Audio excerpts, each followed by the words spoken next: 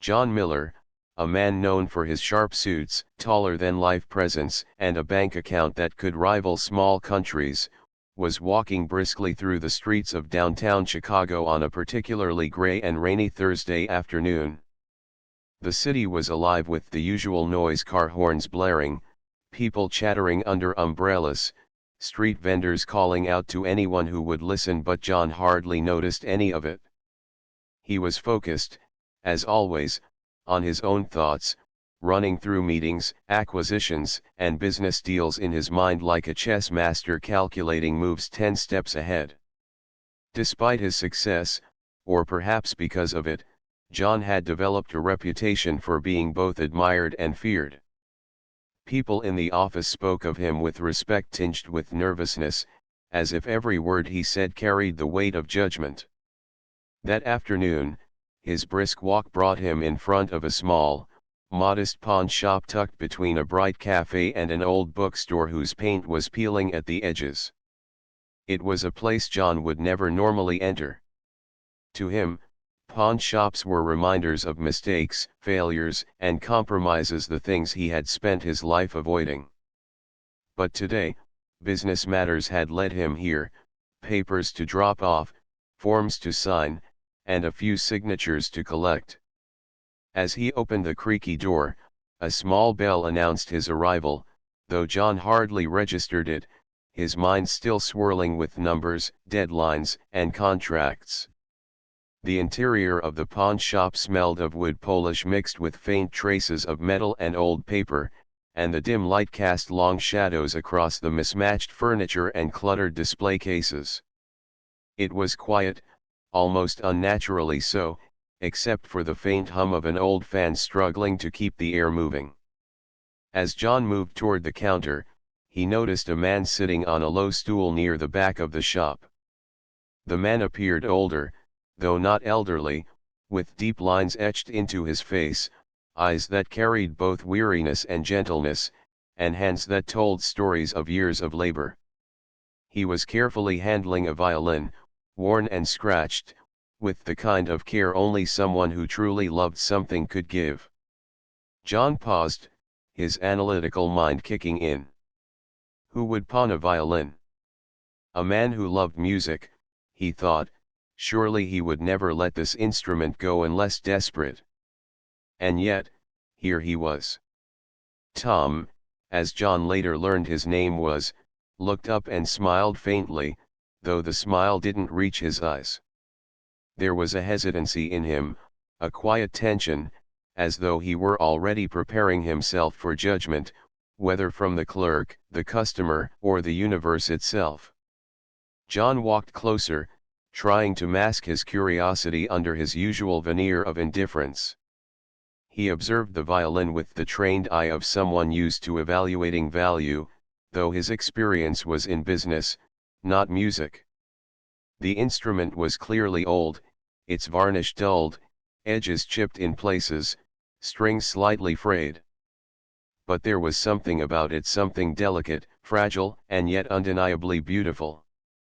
John felt a flicker of emotion he rarely acknowledged: wonder. But before he could dwell on it, his usual instinct kicked in, and he immediately began judging. Why would anyone pawn something like that? He muttered under his breath, though loud enough for Tom to hear. Tom's hands paused mid-motion, and he lowered his gaze. There was a brief silence, thick with unspoken words. John didn't immediately apologize for his remark, he was not accustomed to doing so. Instead, he studied the man, analyzing everything about him. His clothes were worn but clean, his coat patched in several places, shoes scuffed. Clearly, life had not been kind, and yet he carried himself with a quiet dignity, as though he refused to allow hardship to bend him entirely. John found himself uncomfortable, an unfamiliar feeling, as if looking at Tom had unearthed a part of himself he usually buried, the part that worried about vulnerability, imperfection, and loss. The sound of raindrops tapping against the glass door and the soft murmur of conversation outside barely registered in the moment, overshadowed by the subtle tension between the two men. Finally, John cleared his throat and addressed the clerk, speaking with his usual authoritative tone. "How much is he asking for that violin?" he inquired.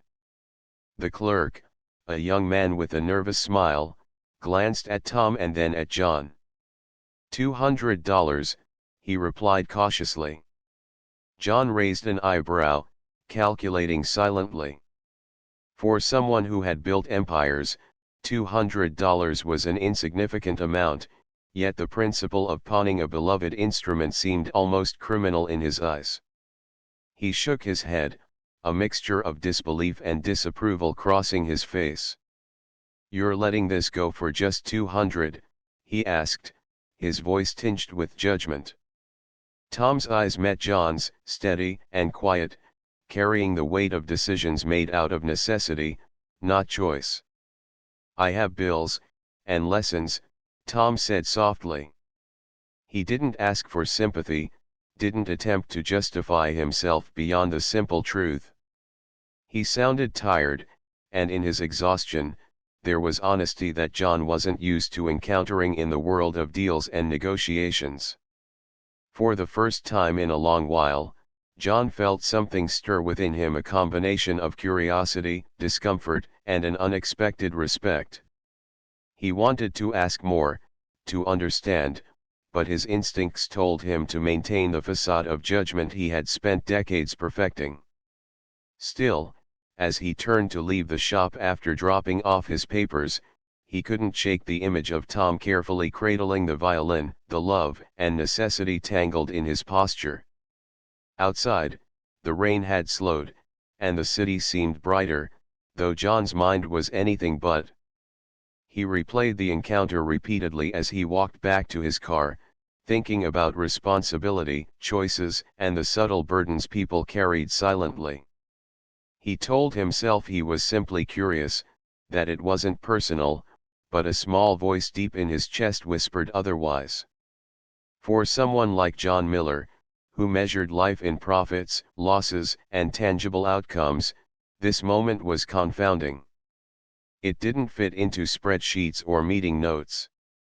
It didn't come with charts or growth projections. And yet, it stayed with him, lingering at the edge of thought, like a quiet melody he couldn't identify but could not forget. By the time he reached the sleek black car waiting outside, the rain had nearly stopped, and puddles reflected the dim city lights like liquid mirrors. John opened the door, paused for a brief moment, and let his gaze drift toward the small pawn shop.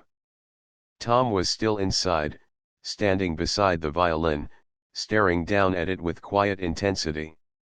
Something about the way he held it, so careful, so respectful, made John feel an unfamiliar pang of empathy, the kind that prickled under the skin and refused to be ignored. He got into the car, and as the engine roared to life, he found himself thinking of a melody he didn't know, a life he didn't understand, and a lesson he hadn't yet learned. For all his wealth, all his success, John Miller realized that he had never truly understood struggle, passion, or devotion in their simplest forms. And in that moment, watching the city blur past the rain-streaked windows, he knew, though he couldn't yet admit it, that the violin, the man, and the choices behind it would not leave him alone anytime soon. Emma Miller, John's 10-year-old daughter, lived in a world that was both magnificent and confining. The mansion she called home was enormous, filled with gleaming floors, sparkling chandeliers, and rooms that seemed endless, yet it often felt lonely to her. Her father, John, was a man of immense power, but his presence at home was often limited to passing greetings, hurried instructions, or the occasional appearance at dinner, where conversations revolved around business, investments, or the latest technological achievement. Emma, on the other hand, loved quiet moments, the small, subtle pleasures that most adults dismissed as trivial. She loved painting, reading, and, most of all, music. But music was a secret world for her, a sanctuary she hid from her father's strict and practical eyes, for she knew he valued productivity above passion, efficiency above emotion. One rainy afternoon, much like the day her father had visited the pawn shop, Emma wandered into the old music room at the far end of the mansion. The room had once belonged to her mother, a talented violinist who had passed away when Emma was very young. It was filled with memories, a grand piano covered in dust, shelves stacked with sheet music, and in the corner, tucked behind a worn armchair, lay a small, delicate violin. The instrument had belonged to her mother, and for years, Emma had longed to touch it but never dared. Today, curiosity and longing overcame her hesitation. She picked up the violin, its wood cool beneath her fingers, the strings slightly loose but still capable of producing a sound. She drew the bow across the strings, uncertain at first, producing a trembling note that echoed softly through the room. The sound was imperfect, scratchy, yet beautiful in its fragility. Emma closed her eyes, letting her small body sway slightly with the music, allowing herself to imagine her mother standing beside her, smiling gently, guiding her hands with loving patience. Each note carried a fragment of her heart, her longing, her grief, her hope, and her joy. For Emma, the violin was more than an instrument, it was a connection to the mother she had barely known but loved deeply. The melodies that flowed from it felt like secret messages, whispered to the walls and stored in the shadows, waiting for someone who could truly understand. For hours, she played, losing track of time, absorbed completely in her music. Sometimes, the sound was hesitant, uncertain, but at other moments, it soared with confidence and emotion, filling the room with warmth and life. Even the sunlight streaming through the tall windows seemed to pause, casting long golden beams that danced across the wooden floors in harmony with her bow. Emma's music was a language of feelings she could not yet express in words, a way to give life to the dreams and emotions swirling inside her. She imagined her father hearing it one day and feeling a deep pride, though part of her feared he might dismiss it as trivial, as he often dismissed other pursuits that did not lead to measurable success. Still, the hope of that day kept her playing, pushing her to practice in secret, to perfect melodies she barely understood, and to honor the memory of her mother with every careful stroke of the bow. The room seemed alive with her presence, the notes lingering like whispers, reminding her that even in a house so vast and often empty, she could create her own world, one of beauty, emotion, and quiet triumph. Each day after school, she retreated to the sanctuary, bringing her small music journal, sketching the shapes of notes as they danced through the air, imagining the music touching invisible hearts beyond the walls of the room. She did not play for attention or recognition, she played because it brought her peace, joy, and a sense of belonging. And yet, despite her devotion, there was an unspoken fear lingering in her heart. She knew her father might never understand the depth of her feelings for music, the way each note carried a piece of her soul. The thought made her grip the violin a little tighter, her fingers pressing firmly against the strings as though she could protect both the instrument and the memories it held. On weekends, when the mansion was quieter and her father absorbed in meetings or calls, Emma allowed herself to imagine performing on a grand stage, the audience captivated by her music, her mother's presence guiding her, cheering silently. She practiced scales, simple songs, and fragments of melodies she had heard her mother play in old recordings, each attempt more confident than the last.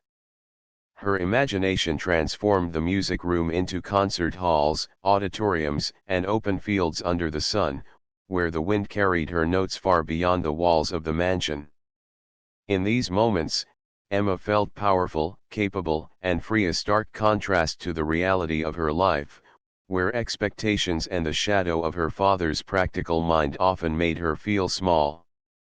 One day, as she played a particularly soft and emotional piece, she noticed her reflection in the large, dust-speckled mirror at the far wall.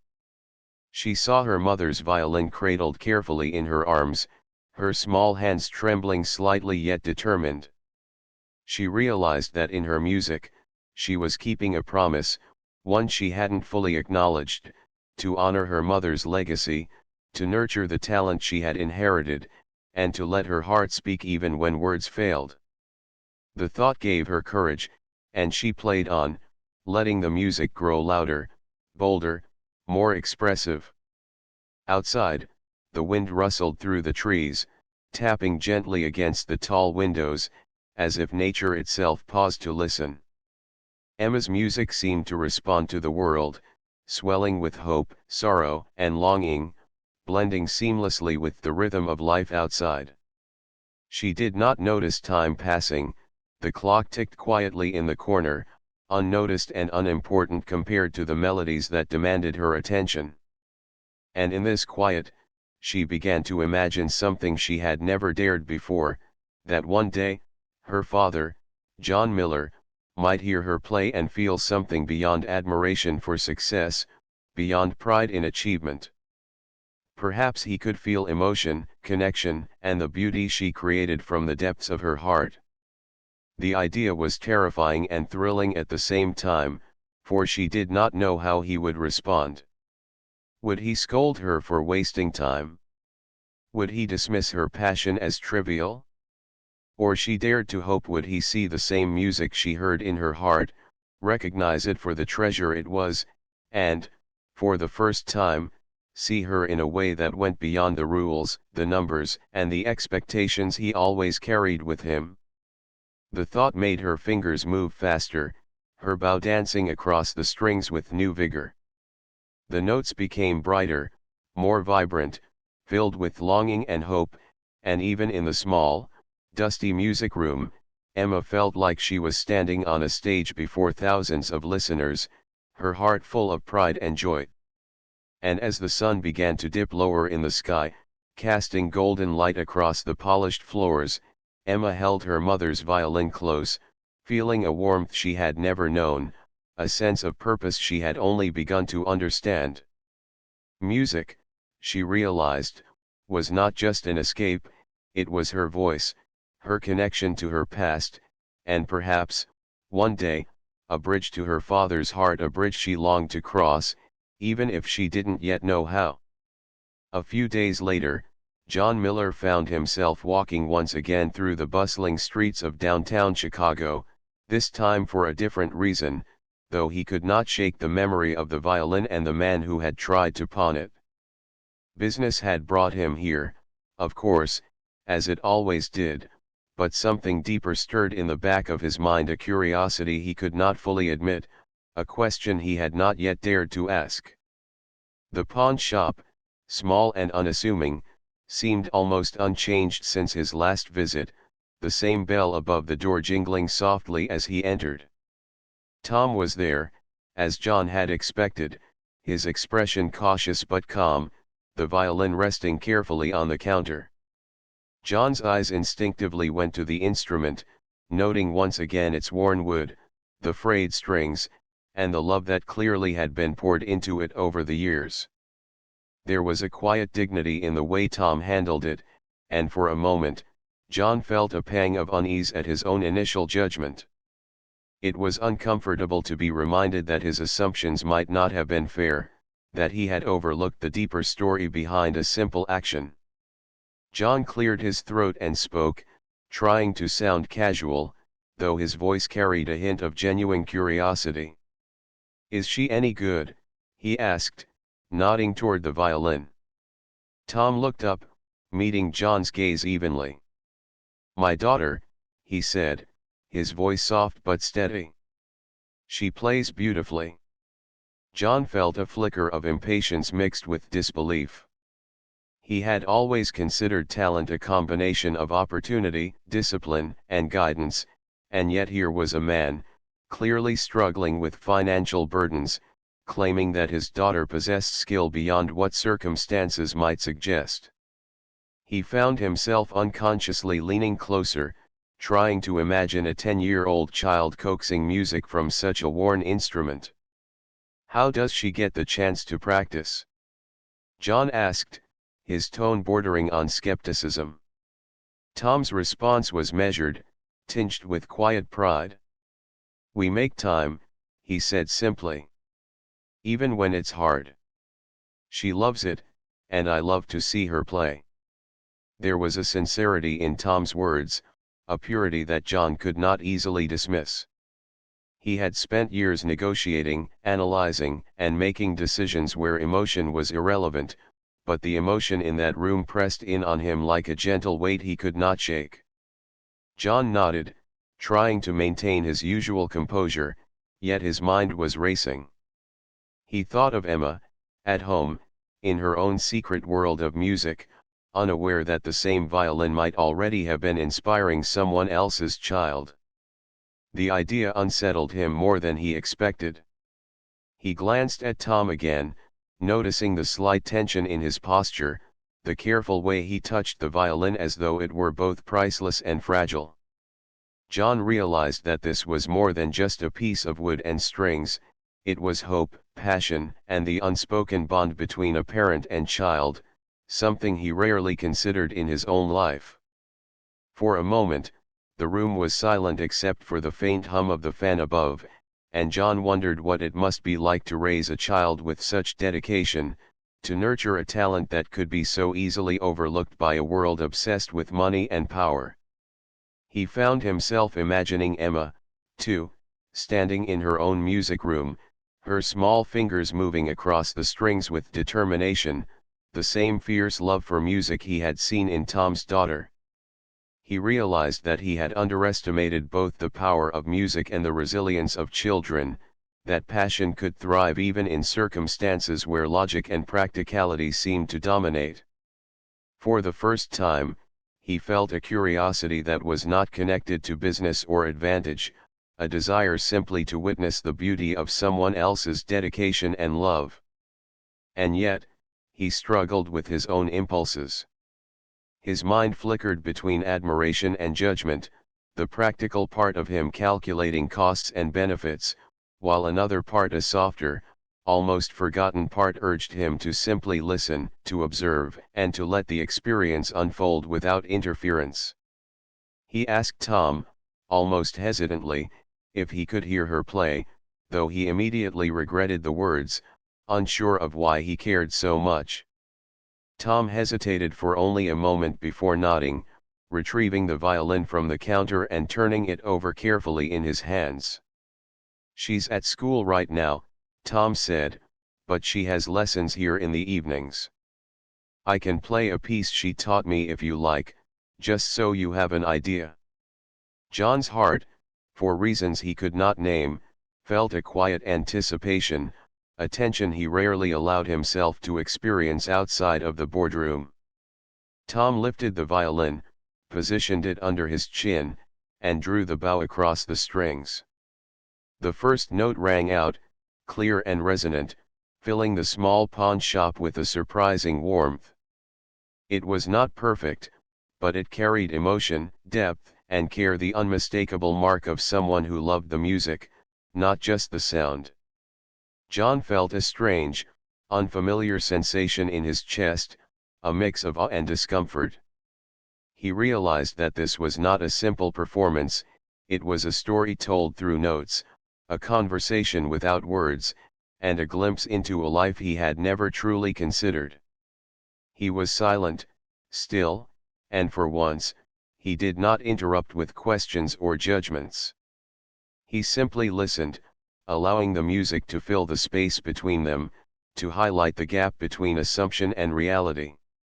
And as the final note lingered in the air, John's mind drifted, imagining Emma in her own music room, practicing alone, hoping that one day he would hear the same dedication, the same passion, and recognize it for the treasure it truly was. He felt a new awareness, an understanding that talent and determination could flourish even in hardship, that love for something, anything, could create beauty where none seemed possible. Tom set the violin down gently, a small, knowing smile on his face, and John nodded, unable to find the words to fully express what he felt. He realized that for the first time in a long time, he was experiencing something outside the realm of control, something he could not buy, measure, or manipulate. A simple, pure connection between a parent and child, expressed through music, sacrifice, and love. As he left the pawn shop and stepped back into the bustling streets, the city seemed louder, brighter, and somehow more alive, though the memories of that small shop lingered in his mind like a quiet echo. He felt a strange mixture of humility and admiration, recognizing that life's most valuable lessons were often invisible in balance sheets and financial reports, that the heart held power and significance that no wealth could measure. For the rest of the day, John's thoughts returned again and again to Tom, the violin, and the idea of a child's talent nurtured against the odds. He thought about Emma, and a new question took root in his mind: if music could move him this way, what other parts of his daughter's life had he overlooked, dismissed, or underestimated? The thought made him uneasy but also curious, a rare and unfamiliar sensation. That evening, back in the mansion, John noticed Emma disappearing into the music room, carrying the small violin she had hidden for years. For reasons he could not name, he felt a strange anticipation, a pull to see, hear, and perhaps understand the world she had created in secret. Little did he know, the moments ahead would challenge everything he believed about value, judgment, and the depth of human emotion, and that the bridge between father and daughter, built silently through music, was ready to begin forming in ways he had never imagined. The day of the school talent show arrived, and Emma Miller felt a mix of excitement and nerves twisting in her stomach like a gentle storm. She had practiced tirelessly for weeks in her secret music room, her fingers learning the subtle movements required to bring the notes alive, each melody carrying her feelings, hopes, and memories of her late mother. Her father, John, was unaware of the event, absorbed in his constant whirlwind of business deals, meetings, and decisions that seemed to occupy every moment of his day, leaving little space for anything personal. Emma had never intended for him to see her perform, but a small, brave part of her wished he might, even just for a fleeting moment, hear the music that had been her secret world. The school auditorium was buzzing with parents, students, and teachers, chairs arranged in neat rows, the stage brightly lit, and a faint scent of polished wood and fresh flowers hanging in the air. Backstage, Emma gripped her violin tightly, feeling the smooth, familiar curves of the instrument she had cherished in secret, and closed her eyes for a moment, imagining her mother smiling at her, whispering encouragement, and reminding her to play from the heart. She could hear the faint murmur of the audience, laughter and conversation fading as the announcer called her name. Her heart pounded, but she reminded herself of the hours of practice, the quiet afternoons in the music room, the countless attempts to master each note and phrase. When it was her turn, Emma stepped onto the stage, her small frame illuminated by the warm light, the audience's eyes briefly flickering toward her, curious, polite, and expectant. She placed the violin under her chin, lifted the bow, and took a deep breath, letting her emotions flow into the music. The first notes floated into the room, soft and tentative, fragile yet filled with meaning. As the melody continued, Emma's confidence grew, her fingers moving with precision and care, her bow dancing across the strings, each note carrying a piece of her heart, her love for music, and the memory of her mother. The audience, initially polite and restrained, began to lean in, captivated by the unexpected depth and beauty emerging from such a small child. Parents exchanged glances, whispers filled the back of the room, and even the teachers, accustomed to formal recitals and simple performances, found themselves holding their breath, listening with rapt attention. Unbeknownst to Emma, her father had been convinced by his assistant to attend the event, though he had approached it with his usual skepticism, prepared to sit through it without much interest. As he entered the auditorium, he barely registered the rows of seated parents or the bright stage, his mind wandering to pending calls and spreadsheets. That was until the first notes reached him. He froze in place, the phone in his hand lowering slowly to his side. The sound, tender, delicate, and yet so precise, was impossible to ignore. His eyes widened, his mind struggling to process the emotions stirred by the music. The phrasing, the subtle rises and falls, the depth of feeling, it was hauntingly familiar, a delicate echo of someone he had loved deeply, someone who had shared the same passion for music that this little girl now displayed. John's heart raced in a way it had not in years, a mixture of awe, disbelief, and a dawning recognition that left him momentarily speechless. He glanced toward the stage and saw Emma, her small hands moving skillfully, her face focused yet serene, pouring her soul into the violin, unaware of the impact she was having on him. Every note struck a chord within him, memories of his late wife flooding back, the sound of her music, her gentle encouragement, and the way she had once filled their home with warmth and light. For John, this was more than just a performance, it was a revelation, a moment that made him confront his own limitations, his inability to fully see or appreciate the passions of those he loved, and the realization that true beauty and talent often existed beyond the boundaries of logic and practicality. As the melody swelled, his chest tightened, emotions he had long suppressed rising to the surface, tears threatening to spill. He felt a mix of pride, guilt, and wonder, recognizing that his daughter, whom he had often thought of as small and untested, possessed a gift that he had underestimated, a gift that connected her to a part of their family's heart he had almost forgotten. The room, bathed in light and filled with hushed awe, seemed to hold its breath as Emma played on, each note weaving a story, a tapestry of love, loss, hope, and determination. John's usual composure, the armor he wore in every boardroom and meeting, melted away, replaced by raw, unfiltered emotion that he had rarely allowed himself to experience. When the final note lingered, delicate and soft, the auditorium erupted in applause, a wave of appreciation and amazement washing over the room. Emma's face flushed red, her small hands trembling slightly as she lowered the violin, glancing toward her father with tentative hope. John, standing in the middle of the audience, felt as if the applause was directed solely at him and at the realization of the depth of his daughter's talent and spirit. He slowly made his way through the rows, each step heavy with emotion, until he reached the stage. Kneeling before Emma, he looked into her eyes, searching for any signs of fear, uncertainty, or disappointment. Instead, he saw only pride, courage, and the quiet joy of a child who had dared to share her secret with the world. "Emma," he whispered, his voice thick with emotion, that was incredible."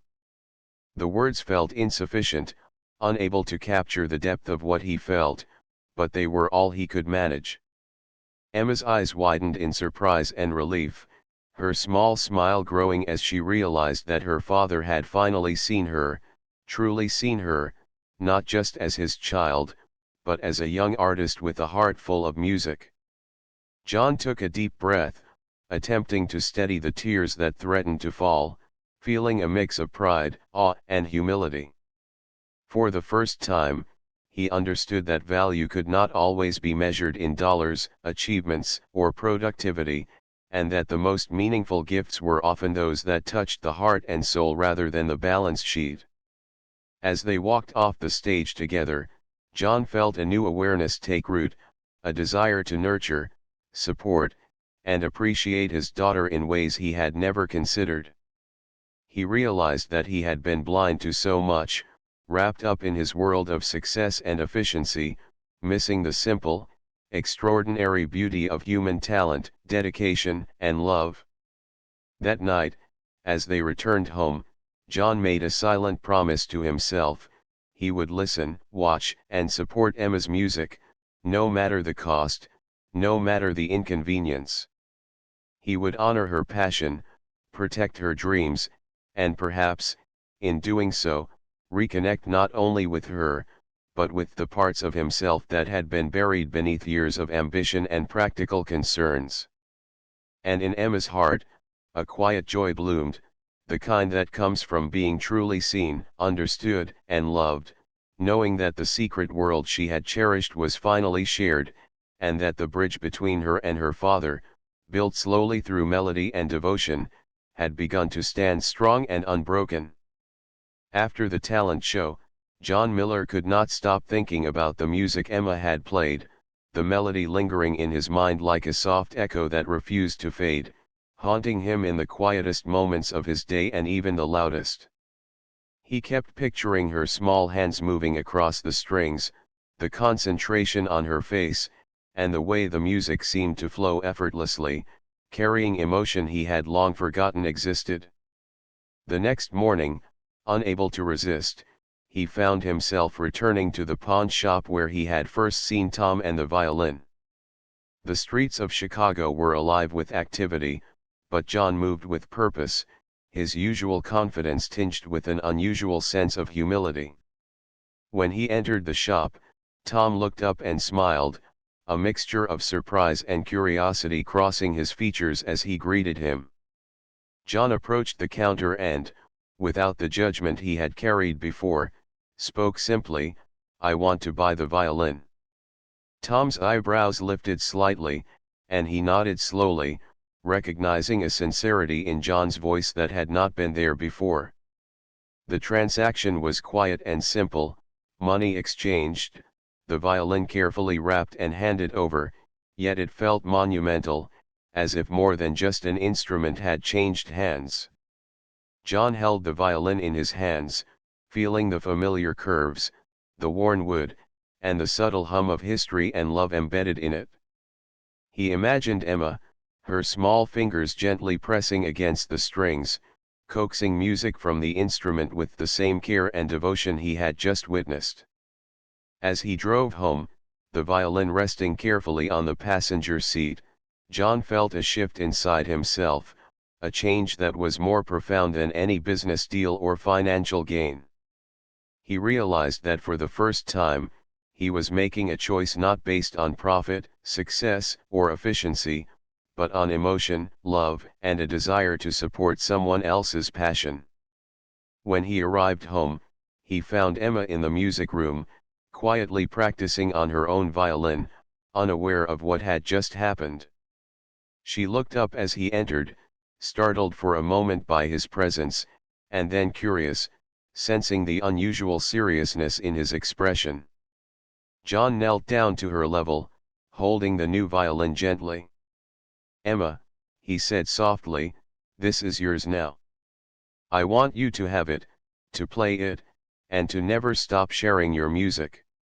Emma's eyes widened, her small hands trembling slightly as she reached for the instrument. Tears welled up in her eyes, not just for the gift, but for the recognition, understanding, and love it represented. She realized that her father had seen her, truly seen her, and had taken steps to support her in a way he had never done before. From that moment, the dynamic between them began to change, subtly at first, but profoundly. John started spending small moments in the music room with Emma, listening quietly as she practiced, asking questions about the pieces she played, and even attempting to learn about the violin and its techniques. Emma, in turn, felt encouraged, inspired, and closer to her father than she had ever been. Their bond strengthened not through words or lessons in business, but through music, emotion, and shared understanding. The mansion, which had once felt vast and lonely, began to fill with sound and life, the walls echoing with melodies, practice sessions, and laughter. John found himself looking forward to evenings in the music room, where he could watch Emma play, see her dedication, and feel the quiet satisfaction of nurturing something beautiful outside of work. Over time, he even encouraged her to perform in small recitals, supporting her, attending every event, and celebrating her talent with pride and love rather than criticism or indifference. Tom, the janitor and single father who had once struggled to provide for his daughter's lessons, remained a quiet part of their lives, and John ensured that his generosity and understanding helped support Tom's family as well, recognizing the sacrifices and dedication involved in nurturing a child's passion. Emma flourished, her talent growing stronger with each passing day, and John discovered the joy of witnessing growth, perseverance, and creativity in ways that money or power could never provide. He learned to value patience, empathy, and emotional connection as much as he had valued success, profit, and efficiency before, and the lessons carried over into all aspects of his life. The violin became a symbol of more than music, it was a symbol of love, understanding, sacrifice, and the bridges built between people through respect and care. John often thought back to the day he first judged Tom for pawning the violin, realizing how wrong he had been to assume that value could be measured solely by appearances, circumstances, or practicality. The experience had humbled him, taught him the importance of looking beyond the surface, and reminded him that life's richest rewards often came from nurturing others rather than focusing solely on personal gain. For Emma, the journey was equally transformative, as she learned not only to play beautifully but to appreciate the depth of human emotion, the power of perseverance, and the beauty of being supported and seen by someone she loved deeply. Over time, the mansion became filled with music, not just from Emma's violin, but from piano, singing, and laughter, a home alive with warmth and connection. John and Emma's relationship evolved into one of trust, love, and mutual admiration, with John finally understanding the importance of passion, dedication, and emotional investment in ways that business had never taught him. And though the world outside continued at its relentless pace, John held on to the lessons learned through a simple, worn violin, the courage of a child, and the gentle guidance of love and music. The story of the pawned violin, the judged janitor, and the father's awakening became a quiet, profound chapter in their lives, a reminder that judgment without understanding could blind even the most successful, and that true value whether in people, objects, or moments was measured not by appearances or wealth, but by heart, intention, and the love shared between individuals. Every time Emma lifted her bow, John watched with pride, tears sometimes threatening, but always a quiet smile on his face, knowing that they had crossed a bridge built on understanding, compassion, and music, a bridge that would never fade, a melody that would continue to echo through their lives for years to come, reminding them that sometimes, the smallest acts like believing in a child, listening to a melody, or seeing beyond first impressions could change a life forever.